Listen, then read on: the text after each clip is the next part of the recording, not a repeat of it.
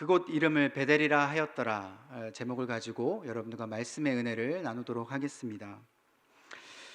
지금 현재 상영하고 있는 영화 중에 조커라는 영화가 있습니다. 아마 보신 분들은 보셨을 수도 있겠지만 이 조커라는 영화의 이 줄거리가 이 아서 플렉이라는 한 주인공이 처음에는 악당이 아니었는데, 처음에는 마음이 그렇지 않았는데 여러 주위에 있는 사람들에게 외면받고 또 거기에 대해서 마음의 상처를 받고 난 이후에 조커, 이 악당으로 변해져 가는 그 모습을 그린 영화라고 할 수 있습니다. 그래서 처음에 이 영화가 개봉을 했을 때 굉장히 좀 신선했습니다. 제가 생각했을 때는 원래 악당이라는 영화는 그냥 처음부터 악당이었고, 그 악당이 얼마나 악행을 저지르는가에 대해서 굉장히 모든 영화들이 그렇게 초점을 많이 맞추는데, 이 조커라는 영화를 가만 예고편을 봐보니까 한 사람이 변해가는 과정을 이렇게 그린 거라고 예고편을 이제 보니까 너무나도 마음에 궁금해졌습니다. 그래서 시간이 없음에도 불구하고 제가 일부러 시간에 짬을 내서 이 영화를 보러 갔다 왔습니다.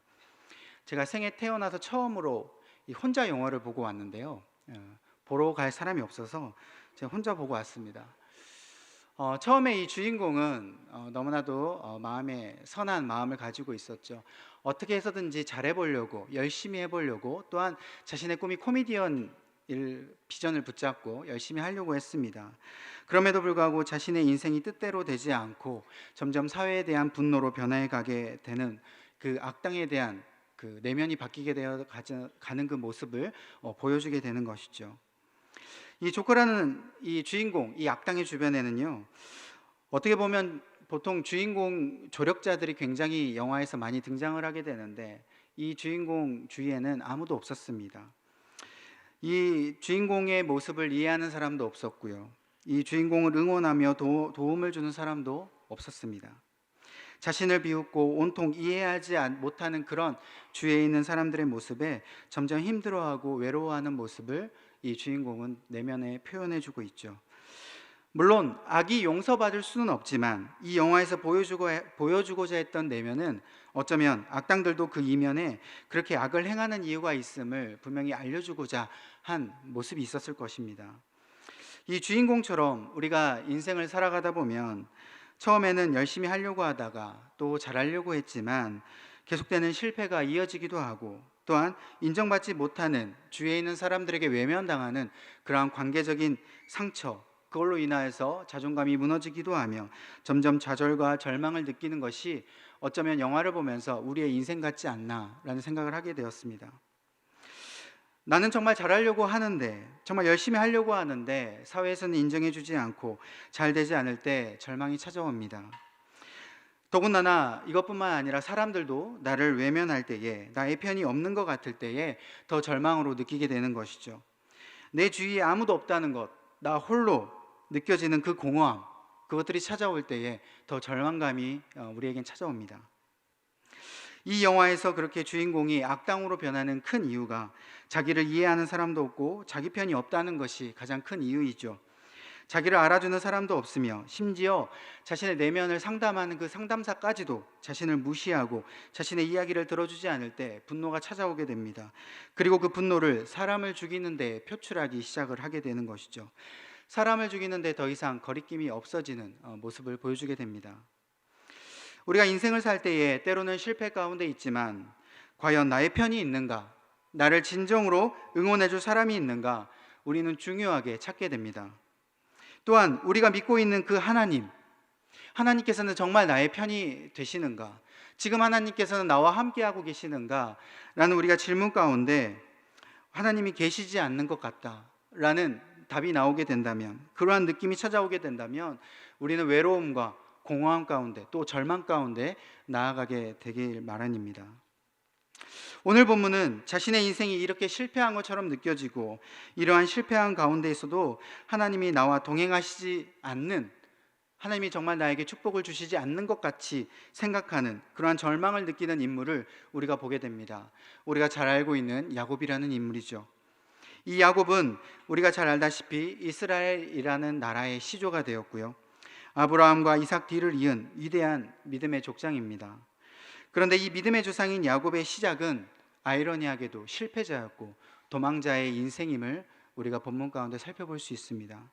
오늘 본문 10절 말씀에 보면 야곱은 자신이 있던 그 브엘세바를 떠나서 할아버지 아브라함의 고향인 하란으로 떠나게 되죠. 어떻게 보면 사실은 형에게 쫓겨서 어쩔 수 없이 도망가고 있는 상황입니다. 지금 살고 있었던 이 브엘세바라는 지역은 아버지 이삭이 하나님의 약속을 받은 땅이기도 합니다. 그리고 아브라함에게 주셨던 그 복을 그대로 주시겠다고 아버지 이삭에게도 분명히 약속하셨고 자신 야곱에게도 그 약속을 기대하는 마음에 있었던 부분이 있는 거죠.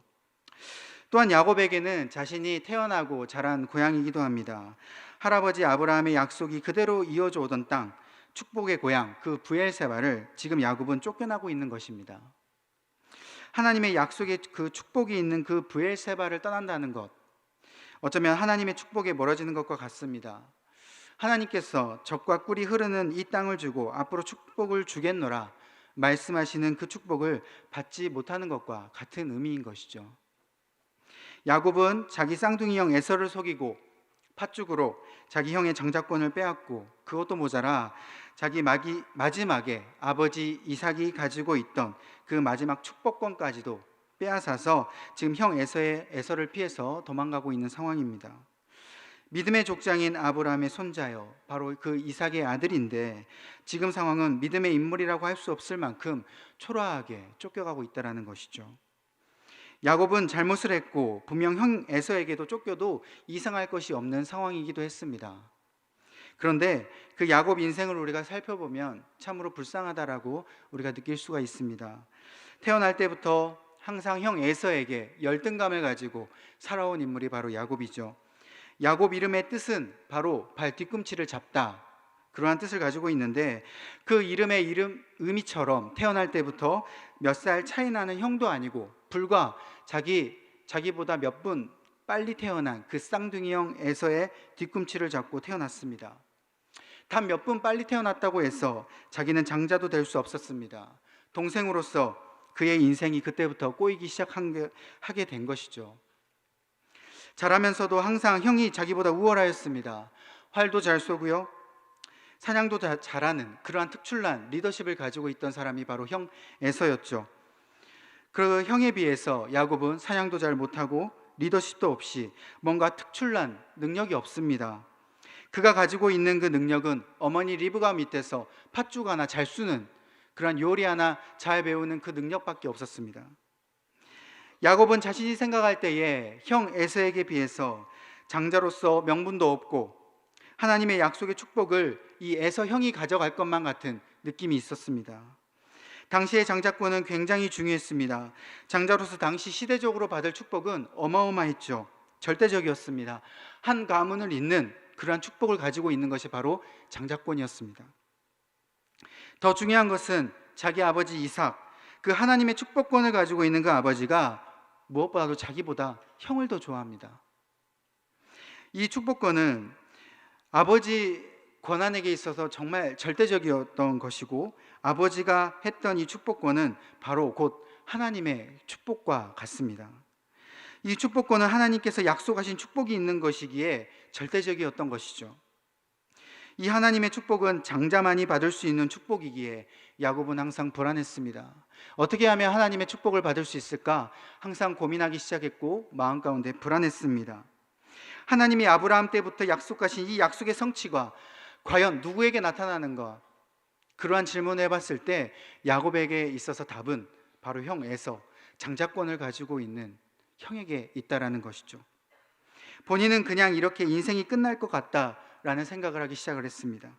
비록 야곱이 장자권을 속였고 축복권을 나중에 빼앗으려고 술수를 부렸지만 야곱의 입장에서는 본인의 그 인생 가운데 축복이 필요했고 하나님의 은혜가 분명히 필요했습니다.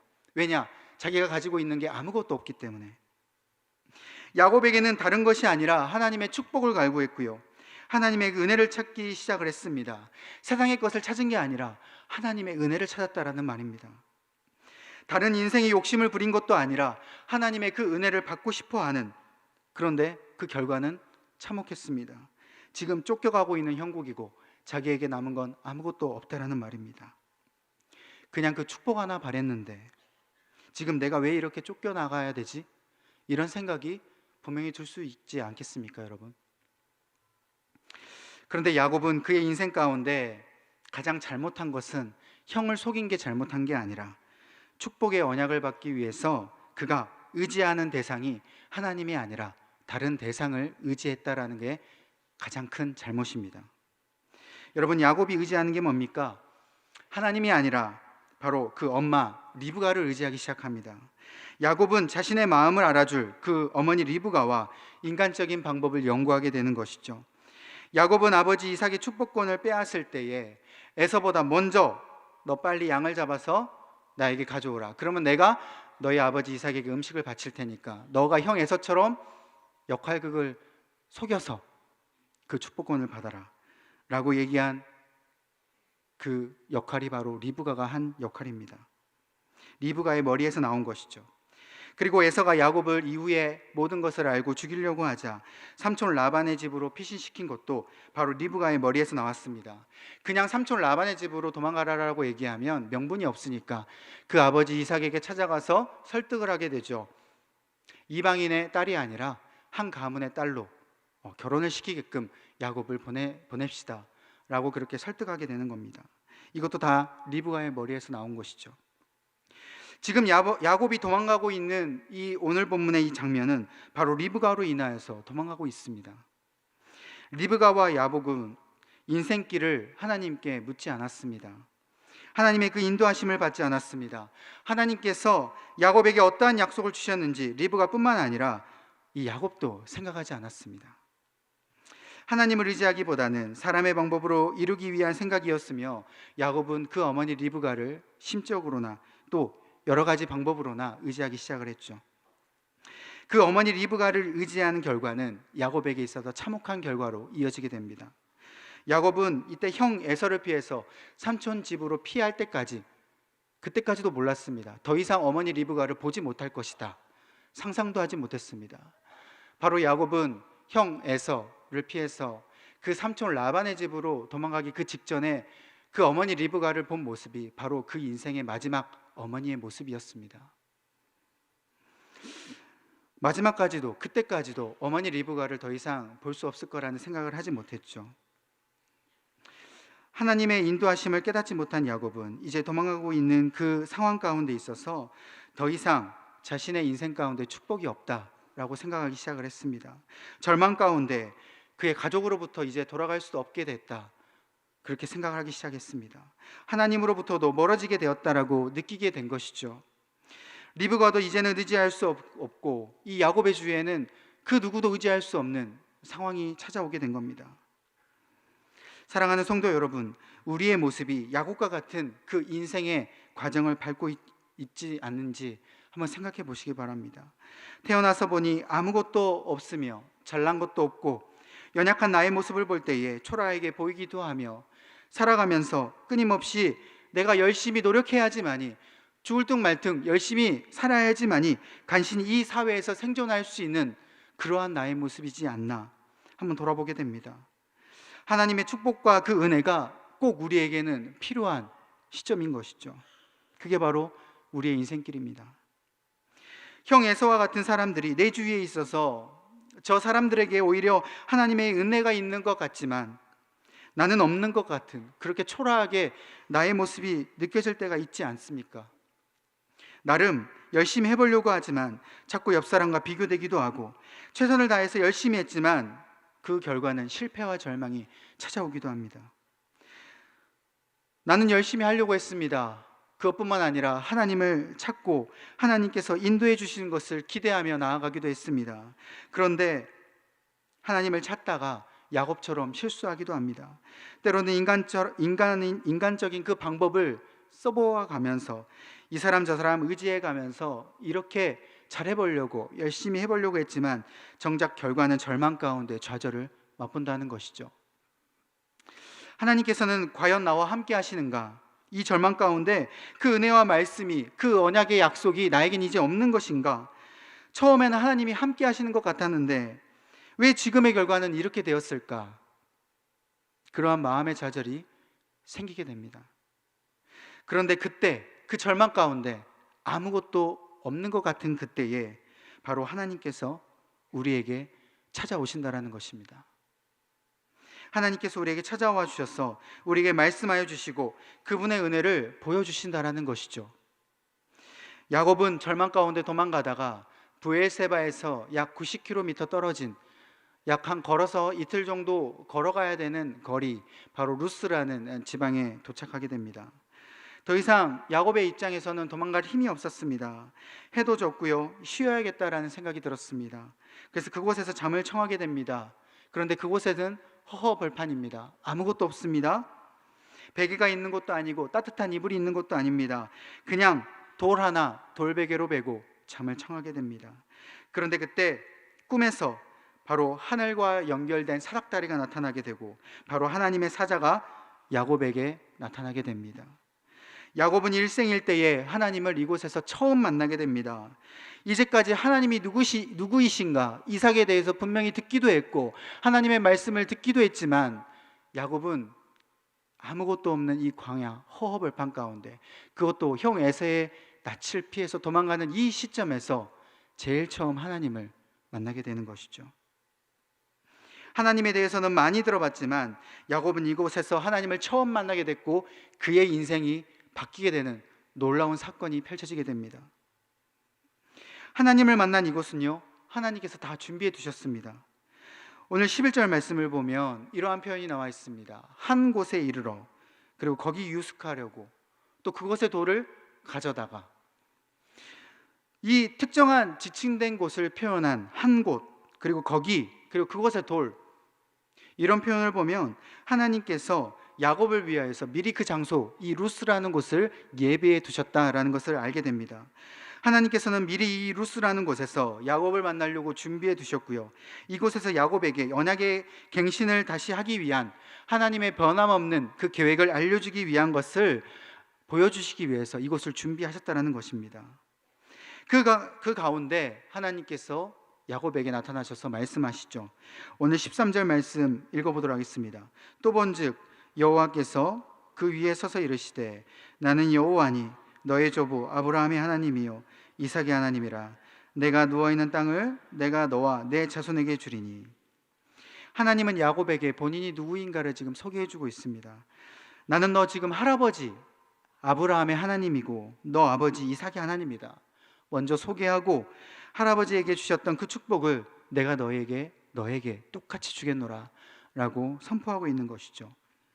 야곱 주위에는 지금 아무것도 없습니다. 하나님께서도 자신과 함께 있지 않다라고 지금 야곱은 생각하고 있는데, 그 하나님께서 지금 야곱에게 자신에게 찾아와 주셨고, 그것뿐만 아니라 지금 야곱이 누워있는 그 자리, 가나안 땅을 그대로 언약을 갱신하여 주겠다고 약속하여 주고 계십니다. 지금 야곱은 하나님 앞에서 아브라함과 이삭이 받았던 이 언약의 갱신을 받을 만한 자격이 없는 사람이죠. 그럼에도 불구하고 하나님께서는 이 언약을 그대로 야곱에게 주시겠다라고 지금 선포하고 계시는 겁니다. 이것뿐만 아닙니다. 하나님께서 야곱이 어디에 있든지 함께 하시겠다고 약속하여 주고 계십니다. 14절 말씀도 다시 한번 읽어보도록 하겠습니다. 내 자손이 땅에 티끌같이 되어 내가 서쪽과 동쪽과 북쪽과 남쪽으로 퍼져나갈지며 땅의 모든 족속이 너와 내 자손으로 말미암아 복을 받으리라. 야곱이 그렇게 바랬던 하나님의 축복을 지금 주시겠다라고 하나님께서 약속하고 계시는 겁니다. 야곱이 어디에 있든지 앞으로 어떻게 될지 모르는 그 상황 가운데 하나님께서는 앞으로 야곱에게 동행하고 계신다. 내가 너와 함께 있노라 라고 지금 약속해 주고 있는 것입니다. 지금 있는 야곱이 있는 그 약속에 있는 그 땅으로 돌아올 때까지 하나님은 야곱과 함께하고 계시겠다라는 것이죠.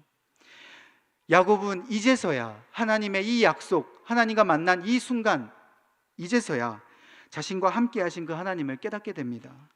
처음부터 자신과 함께 하셨고 자신에게 주신 그 언약의 변함없는 그 은혜를 깨닫게 된 것이죠. 좌절 가운데 그 누구도 의지할 것이 없을 때, 어머니 리브가도 더 이상 의지할 수 없을 때 바로 야곱에게 하나님께서 찾아와 주셨고 언약을 갱신해 주고 계신 겁니다. 이 하나님을 만난 사건이 바로 야곱을 믿음의 인생으로 바뀌게 하였고요, 그의 인생이 회복되는 놀라운 사건이 되었습니다. 야곱은 하나님의 언약의 축복을 받을 만한 자격이 없음에도 불구하고 또한 인간적인 방법으로 그렇게 축복을 받으려고 했던 그 야곱에게 하나님은 질타하지 않으셨습니다. 너 왜 나를 믿지 않고 그렇게 형 에서를 속여서 이렇게 쫓겨나가느냐? 너 왜 그 언약에 대한 나의 그 마음을 몰라주느냐? 질타하지 않으셨습니다. 야곱의 그 열등감과 그 외로움의 마음을 아시고 하나님은 그대로 그 야곱의 마음을 위로하여 주시고 찾아와 주시고 변함없는 그 계획을 말씀해 주셨다는 겁니다. 여러분, 우리가 이 하나님을, 변함없는 하나님을 의지해야 된다는 것이죠. 다른 것을 의지하는 것이 아니라 오직 하나님을 의지하여 하나님께서 주시는 그 은혜를 끊임없이 누리시기를 바랍니다. 이 하나님의 은혜를 느끼는 그 순간이 바로 우리의 삶이 회복되는 순간입니다.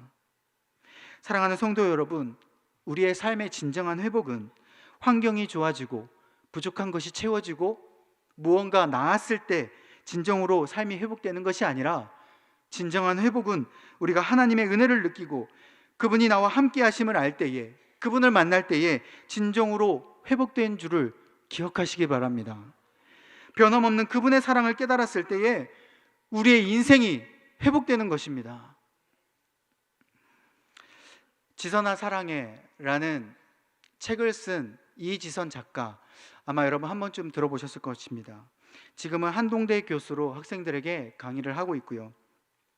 전국 곳곳을 돌아다니면서 강연도 많이 하면서 또 이분의 간증을 통하여서 많은 사람들이 힘을 받고 위로를 받는 유명한 분이죠. 아마 많이 아시겠지만, 사진에도 보셔서 알겠지만, 이분은 대학교 4학년 때 굉장히 큰 교통사고를 당했습니다. 전신 화상 3도를 입고요, 온몸에 큰 수술을 여러 번 거치게 되었습니다. 죽을 고비를 여러 번 넘겼죠. 이분이 간증하는 것을 들었는데, 이분의 간증하시는 이 부분이 자신은 그 사고를 당할 때까지, 그 사고를 당하기 전까지는 그의 인생의 목표는요, 정말 취업을 잘하는 것이었고 좋은 남편을 만나 사는 것에 대한 꿈을 가지고 있었다라고 고백했습니다. 바로 취업을 잘하고 좋은 남편을 만나는 것이, 그게 바로 잘 사는 인생이라고 생각했다라는 것이죠. 그런데 그녀가 사고를 당하고 하나님 앞에 원망하며 절망하면서 하나님 앞에 부르짖었습니다. 왜요 하나님? 왜 하나님 꼭 저여야만 합니까? 왜 꼭 제가 이 사고를 당해야만 합니까? 죽고 싶은 심정이 한두 번도 아니었다고 합니다. 그런데 그때 이분께 하나님이 찾아오셨습니다. 그리고 그녀에게 말씀하셨습니다. 지선아, 내가 너를 사랑한다. 내가 너를 변함없이 사랑한다. 그리고 그것뿐만 아니라 너가 어떤 사고를 당했든지 간에 너를 향한 나에 대한 계획도 변함이 없단다. 너와 같이 절망 가운데 부르짖고 그 희망을 잃은 사람들에게 내가 너를 통하여서 희망을 주고 싶단다. 하나님에 대한 마음을 깨닫게 된 거죠. 하나님의 마음을 알고 그분의 변함없는 사랑을 깨닫는 순간 그녀는 변하기 시작했습니다. 그래서 그 이후에 자신에게 많은 분들이 물어본다고 합니다. 그 전에 사고 당하기 전으로 돌아가고 싶지 않느냐고. 그런데 이분이 단호하게 고백합니다. 아닙니다. 사고 당하기 전으로 돌아가고 싶지 않습니다. 사고 나고 난 이후에 저는 하나님을 만나고 새로운 삶을 살게 되었습니다. 그분의 변함없는 사랑을 깨닫는 그 순간, 바로 그 순간이 이 이지선 작가를 회복시킨 것이고 지금의 그 하나님의 사랑을 전하는 사람으로 변화시켜 주게 된 것이죠. 여러분, 하나님은 야곱의 인생의 비전을 미리 말씀하셨습니다. 창세기 26장 23절에 이렇게 나와 있습니다. 여호와께서 그에게 이르시되 두 국민이 내 태중에 있구나. 두 민족이 내 복중에서부터 나누이리라. 이 족속이 저 족속보다 강하겠고 큰 자가 어린 자를 섬기리라 하셨더라. 하나님이 이미 에서 야곱이 태어나기 전부터요 말씀하셨습니다. 큰 자가 어린 자를 섬기리라. 바로 에서보다 야곱에게 하나님의 그 언약의 축복이 있었고 하나님이 야곱을 통하여서 이루시리라는 그 놀라운 계획이 이미 태초부터 계획되어 있었다는 겁니다. 그런데 비록 야곱이 중간에 리브가 어머니를 통하여서 또한 자신의 마음을 통하여서 그 인간적인 방법을 통해서 실수와 잘못을 했을지라도 마지막까지 에서의 보복을 피해서 인간의 방법대로 하란으로 지금 피신을 가고 있는 상황이지만 그럼에도 불구하고 하나님은 이러한 인간의 실수까지도 사용하셔서 당신의 선하신 구속 역사를 이루시는 그러한 놀라운 은혜, 그런 놀라운 최상의 길로 인도해 주시는 축복이 우리에게 있다라는 겁니다. 이게 바로 하나님의 은혜라는 것이죠. 인간의 계획도요, 하나님께서 그분의 선하신 길로 바꿔주신다라는 것입니다. 여러분, 나의 인생길이 하나님이 보시기에 잘못하였고 때로는 다른 방향으로 갈지라도 우리는 하나님의 손바닥 안에 있습니다. 우리가 하나님 손바닥 안에 다 인생을 가고 있고요, 하나님의 그분의 계획 가운데 가고 있는 줄 믿으시기 바랍니다. 중요한 건 하나님의 은혜는 변함이 없습니다. 우리의 인생 가운데 설사 잘못 갔다고 하더라도 하나님은 그렇게 세상의 길을 변화시켜 주신다라는 것이죠. 변함없는 그분의 그 계획을 그대로 이루어 주신다라는 겁니다. 중요한 것은 하나님은 변함이 없으시고 신실하신데, 하나님은 신실하시지만 우리가 하루에 몇 번이고 변한다라는 겁니다. 하나님은 변하지 않으신데 변하는 것은 우리라는 것이죠. 내가 하나님을 얼마나 의지하느냐, 나의 생각과 방법이 아니라 하나님을 얼마나 믿고 그 길을 따라서 가느냐, 그게 중요하다라는 겁니다. 내가 실망하고 좌절하는 것, 여러분 한번 생각해 보시기 바랍니다. 하나님의 방법대로 가고 있지만 내가 실망하고 좌절할 때는요, 하나님의 계획이 틀어져서 내가 실망하고 좌절한 게 아닙니다. 내가 실망하고 좌절한 것은 나의 계획이 틀어졌기 때문에 내가 실망하고 좌절하게 되는 것입니다. 내가 실망하는 것은 나의 기준에 맞지 않기 때문에 실망하는 것이죠. 야곱이 좌절했던 이유는 그의 기준에 축복이 미치지 못할 것 같았기 때문입니다. 그의 방법대로 되지 않았으니까 좌절이 된 것이죠. 하나님께서 계속 인도하고 계셨습니다. 야곱의 그 인생을 하나님께서 지켜봐 주셨고 계속 그 손을 붙잡고 인도해 주셨다는 겁니다. 그 야곱이 중간에 다른 길로 빠진다고 하더라도, 그런데 하나님의 계획은 차질이 없으셨습니다. 야곱의 실수도, 리브가의 실수도 이곳 하나님을 만난 루스에서 야곱을 만나기 위한 준비의 일환으로 하나님께서는 그 야곱의 계획 안에 실수도 사용하셨다는 것이죠. 하나님을 만나 주셨다는 것입니다. 여러분, 우리의 인생이 실수가 많습니까? 후회가 많습니까? 돌이켜보면 후회 투성이이십니까? 그래서 이제 더 이상 하나님의 원하는 길로 나는 갈 수 없다라고 혹시 생각하고 계십니까? 하나님께서 우리의 실수와 허물을 사용하시고 최상의 길로 다시 바꿔주실 줄 믿으시기 바랍니다. 물론 우리의 실수, 허물로 인하여서 때론 고통당하기도 합니다. 야곱처럼 고향집을 떠나기도 하며 어머니를 더 이상 못 보는 비극을 맞기도 합니다. 하지만 우리의 실수도 허물도 하나님 손바닥 안에서 이루어진 그 실수 또한 허물이기에 하나님께서는 우리에게 다시 찾아와 주시고 우리를 공감하여 주시고 우리의 그 하나님의 그 언약의 갱신을 다시 해주시는 그 하나님이심을 다시 믿으시기 바랍니다. 내가 야곱처럼 다른 방법을 의지하고 하나님을 의지한다면 하나님의 그 언약의 약속이 들리지가 않고 보이지가 않는 것이죠. 인간적인 방법과 사람을 의지하게 됩니다. 그러면서 나를 알아봐 주지 않는 그 사람들을 바라보며 때로는 내가 절망하게 됩니다. 나의 삶은 나를 인정해 주지 않는 사람들을 바라보면서 분노 가운데, 절망 가운데 나아가게 되는 것이죠.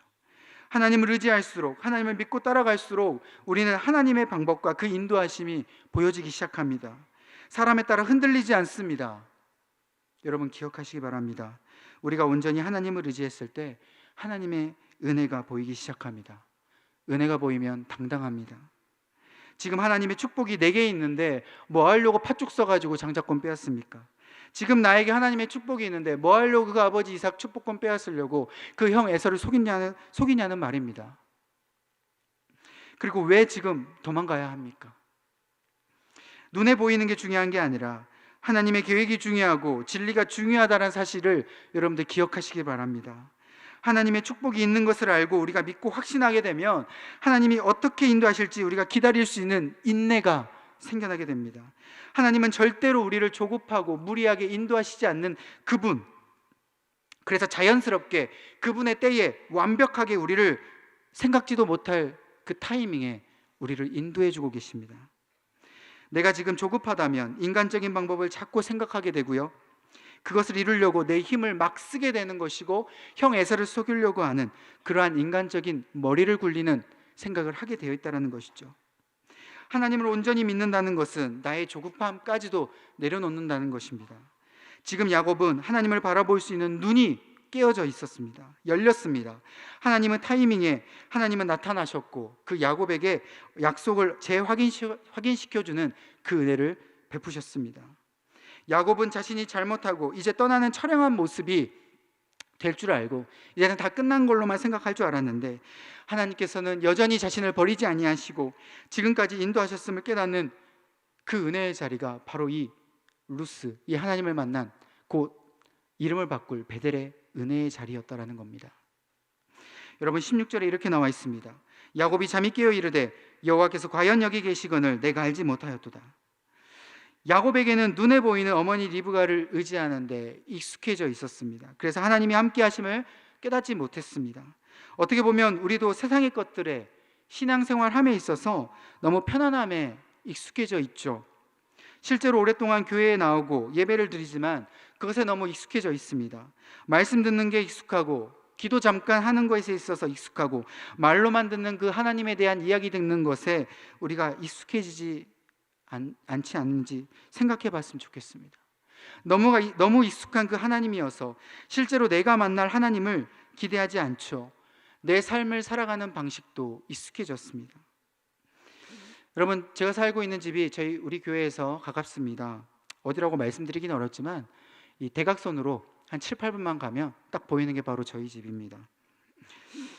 저희 집에서 교회까지 정확히 몇 킬로, 몇백 미터 떨어져 있는지는 잘 모르지만 적어도 걸어서 8분이면 오게 됩니다. 물론 중간에 신호등 계속 걸리면 한 넉넉 잡아 10분 안에 오게 되는 것이죠. 근데 어느 순간 제가 처음에는 교회를 올 때에, 우리 교회 와서 처음에 올 때는 걸어 다니기 시작을 했습니다. 운동할 겸. 그런데 점점 일이 바빠지고 사역 가운데 바빠지고 또 피곤해지고 또 여러 가지 짐이 생기기 시작하면서 한두 번씩 차를 타기 시작을 했습니다. 그러다 보니까 지금은 차가 없으면 너무 불편한 거예요. 그 짧은 거리지만, 그 전에는 몰랐지만 이 짧은 거리에 꼭 차가 있어야지만이 내가 편안함을 느끼고, 차가 없이 그냥 걸어가면은 마음 가운데 불평불만이 생기기 시작하더라고요. 신앙생활도 처음에는 하나님을 찾고 주님에 대한 은혜를 사모하며 나아가지만 우리가 익숙하게 되면 하나님에 대한 마음으로, 간절한 마음으로 신앙생활하기보다는 우리가 교회 문화에 익숙해져서 그냥 교회 생활을 하게 되는 것입니다. 익숙한 편안함에 벗어나는 것이 참 힘들죠. 그냥 원래대로 나는 엄마 리브가를 의지하면서, 세상을 의지하면서 그렇게 편안함에 우리가 살 수도 있습니다. 그런데 하나님이 함께 하시는 것을 우리가 깨닫기 시작하면 교회에서 지금 이 예배 드리는 이 순간이 바로 하나님의 은혜를 깨닫는 감격이 있게 됩니다. 예배를 드리고 난 후에 나의 가정과 일터 가운데서도 동행하시는 그 임마누엘의 하나님의 감격이 이루어지게 되는 것이죠. 이 예배가 은혜의 자리임을 알게 되는 것입니다. 세상에서도 하나님의 그 은혜의 자리가 계속해서 이어지게 됩니다. 이 고백은 야곱의 인생에 있어서 중대 고백이 됩니다. 앞으로 야곱은 이후에 삼촌 라반의 집에 가서도, 이후에 양을 치면서도 더 이상 인간적인 방법으로 부를 축적하거나 속이는 일이 없이 하나님의 축복을 믿고 묵묵히 은혜를 기다리는 야곱의 모습을 우리가 볼 수가 있죠. 그래서 야곱은 이제까지 하나님이 함께 하심을 깨닫고 바로 하나님을 만난 그 자리를 바로 베델이라고 명령합니다. 우리 19절 말씀 다 같이 읽어보도록 하겠습니다. 그곳 이름을 베델이라 하였더라. 이 성의 옛 이름은 루스더라. 여러분, 베델은 하나님의 집이라는 뜻입니다. 하나님의 안전한 곳이라는 곳이죠. 하나님이 거하시고 보호하시는 그 안전한 집. 지금 야곱의 상황은요, 아무것도 없습니다. 돌베개밖에 없고요, 하늘을 이불 삼아 자고 있는 그 상황 가운데 이 야곱은 일어나서 그곳을 바로 하나님이 안전한 곳이라고 명령하고 있습니다. 여러분, 상황이 안전해서 진짜 안전한 것이 아닙니다. 상황이 좋으니까 진짜 하나님께서 보호하시는 것이 아니라 하나님이 함께 하시니까 안전하다는 것을 여러분들 기억하시기 바랍니다. 여러분, 지금 이 상황 가운데 야곱은 하나님이 그제서야 보이는 것이에요. 우리 가운데 정말 어디에 있든지 간에 돌베개만 있어도요, 하나님이 나와 함께 하심을 깨닫고 그 은혜를 깨닫는다면 그곳은 바로 하나님의 집이 될 수 있는 것입니다. 야곱에게 있어서 그 전에 리브가의 집은 하나님의 집이 아니었습니다. 안전한 곳이 아니었습니다. 리브가를 의지하고 있었음에도 불구하고 그곳에 하나님의 은혜를 느끼지 못했습니다. 그런데 지금은 더 이상 의지할 것이 없는 그 야곱에게 하나님이 찾아와 주셨고, 그때부터 야곱은 그의 인생을 바로 하나님께서 거하시고 하나님께서 보호하시는 완전한 베델의 인생을 살기 시작한 것이죠. 여러분, 우리가 있는 곳이 어디 있든지 간에 하나님이 집이 되었으면 좋겠습니다. 상황이 어려워도 하나님이 함께 하시니 안전한 곳, 바로 베델이 되시기를 간절히 소망합니다. 내가 밟는 곳은 바로 하나님이 계시니까 여기가 바로 베델입니다 라고 고백할 수 있는 그러한 힘이 저와 여러분들에게 있기를 간절히 소망합니다. 말씀을 맺겠습니다. 사랑하는 성도 여러분, 앞서 말씀드린 이 영화에서 주인공은요, 그의 인생에 그의 편이 없다고 생각하며 비관했습니다. 그게 진짜 이 주인공의 실패였습니다. 진짜 인생의 실패는 환경이 무너진 인생이 아니라 하나님을 찾지 않는 인생이며 그분의 은혜가 없다라고 생각하는 인생이 진짜 실패한 인생입니다. 우리에게는 하나님의 은혜가 처음부터 지금까지 임하고 있습니다. 그 인도하심대로 그대로 이루어지고 있습니다. 우리의 실패 가운데, 우리의 실수 가운데서도 하나님은 우리와 동행하셨고 앞으로도 동행하실 것이며 그분의 뜻을 이루어 나가실 것입니다. 우리가 달려온 길, 그리고 앞으로 달려갈 길이 때로는 험악하고 고통스러워도 하나님을 의지하여서 그 은혜를 매일 깨달으시기를 간절히 바랍니다. 환경의 베델을 찾는 것이 아니라 내가 있는 곳 어디든지 어떤 상황이든지 간에 넉넉히 하나님의 동행함의 베델을 매일의 삶 속에서 경험하시는 저와 여러분들 되시기를 간절히 축복합니다. 기도하겠습니다.